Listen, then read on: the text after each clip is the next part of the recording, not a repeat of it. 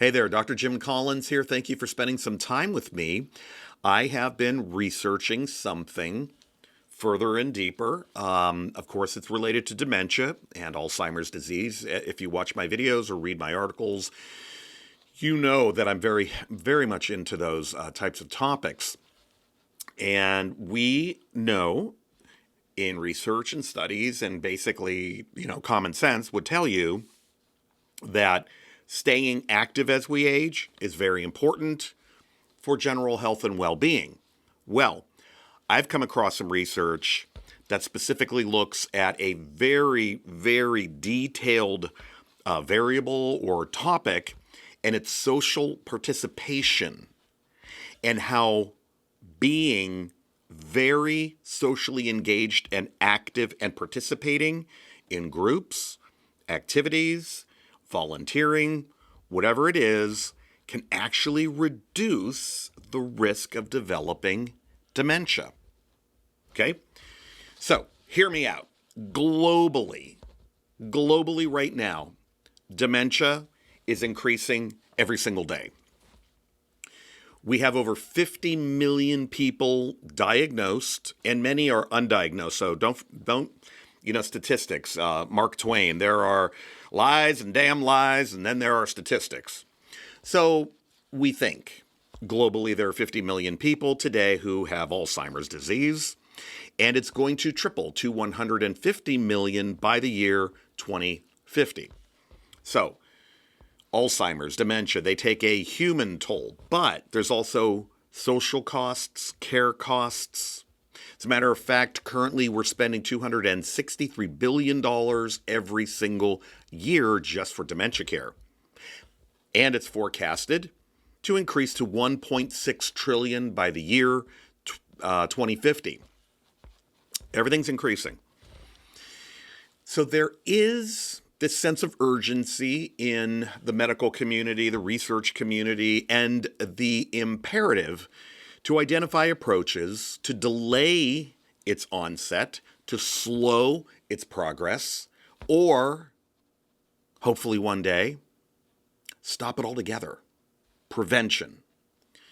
So beyond pharmacological treatments, scientists are really looking into improvements in our health or behavioral changes that can actually reduce the risk for developing dementia later in life.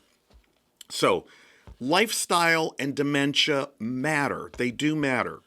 Researchers around the world are continuing to examine factors which can reduce risk of neurodegenerative conditions like dementia, Alzheimer's, Parkinson's, Huntington's, so on and so forth. And much has been discovered in this area, and when we really look at lifestyle habits, good ones, not smoking, for instance, getting some exercise, continuing to learn, staying actively involved, we have seen dementia rates decline when people adopt healthier lifestyle habits. Reduce tobacco or quit altogether. Reduce alcohol use or quit altogether. Get a more plant-based diet in your life. Eat something raw food for breakfast, for lunch, for dinner, for snacks. Really engage in good stress management. And of course, if there's a co-occurring disorder like diabetes, hypertension, so on and so forth, early diagnosis, early treatment, of course, is ideal, as is greater access to learning, education, lifelong learning. Now, I recently read a great article out of the Lancet Commission for Dementia Prevention, Intervention, and Care, which identified at least 12 risk factors. Pay attention to these. These are important, and share this with people, which have been identified as important and modifiable in reducing risk of dementia.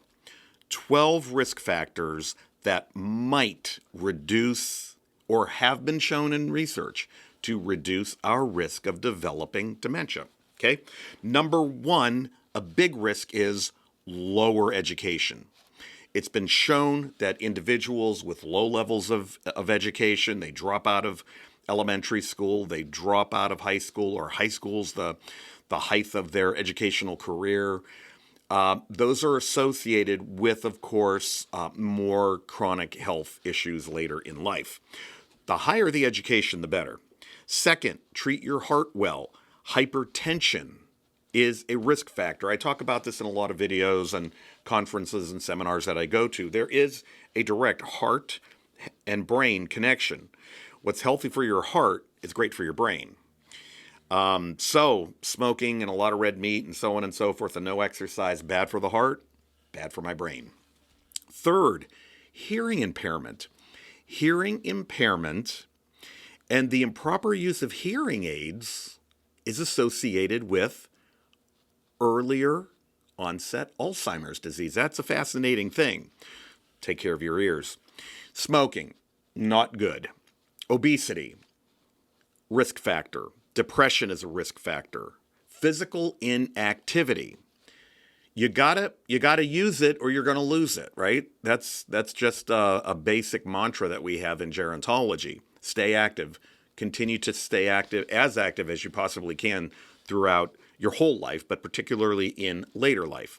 We now know that there is a direct connection between diabetes and dementia. So we have to, if you're diabetic, pre-diabetic, and that's another thing I think about a lot. How many people are truly pre-diabetic and they don't know? Early diagnosis, early treatment, ideal. All right. Alcohol intake, everything in moderation, but too much alcohol is a risk for dementia later in life. Poor sleep. I read this in dozens and dozens of studies. People who have insomnia, they have poor quality sleep, they sleep very few hours, so on and so forth. They do run a greater risk for Alzheimer's disease. Air pollution, that's a tough one because a lot of people live, that's one of my reasons why I don't want to live in a huge, deep, urban setting or a big city because of all of the pollution that you might be exposed to. And then low social participation, and that's the focus of this article. So, low social participation has ignited interest from a group of international researchers from London, the US, Japan, New Zealand, and other countries. And some studies show that social participation is already associated with positive health outcomes like general health and well-being, reduced stress, and cognitive health. We know that. But what specifically about social participation makes it a variable that can decrease our risk of developing dementia? Here we go. Social participation, first of all, is defined by a researcher by the name of Devasir and colleagues, and it is, quote, a person's involvement in activities providing interactions with others in community life and in important shared spaces, based on the societal context and what individuals want and is meaningful to them. It also means social contact within social networks of people and the satisfaction gained from it. Here are some examples of social participation, particularly for older adults or seniors, okay? Creating or regular participation in support groups. Start one yourself. Go to them. Volunteering at places like animal shelters, food banks, homeless shelters, where people or animals need you the most. Why? It's going to give you a lot of meaning. You're helping people. Helping out with blood drives, charity organizations, community gardens, performing at children's hospitals or summer youth programs. So what are the benefits? Being part of something bigger is usually very meaningful and very purposeful and beneficial for most people, period. Being a part of something bigger and greater. You just feel good.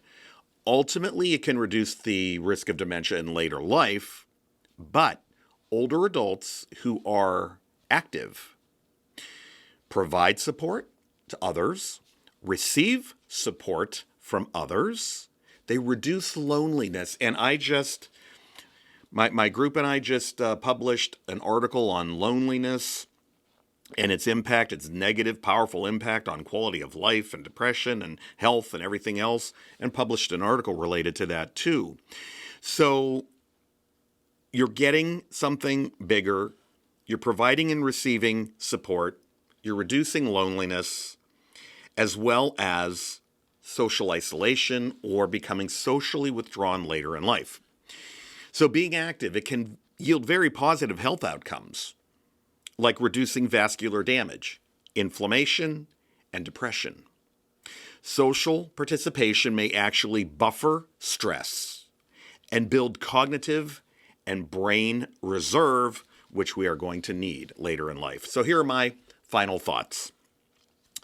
Dementia around the globe is expected to increase dramatically. The costs are very high, and people suffer. There are medications and there are lifestyle habits that can reduce risk, but being socially active and participating in group activities that have both meaning and purpose with like-minded people seem to have protective effects against the development of dementia. So, there is enough evidence out there in the research to encourage older adults and seniors to get out there, to become more engaged, to be a part of something bigger than themselves, and to become involved in social activities in their community, because in the long run, they're doing something really, really beneficial and healthy. They're reducing their risk of dementia. I'm Dr. Jim. Keep coming back for more information. Thank you so much for taking some time to watch the video. I appreciate it.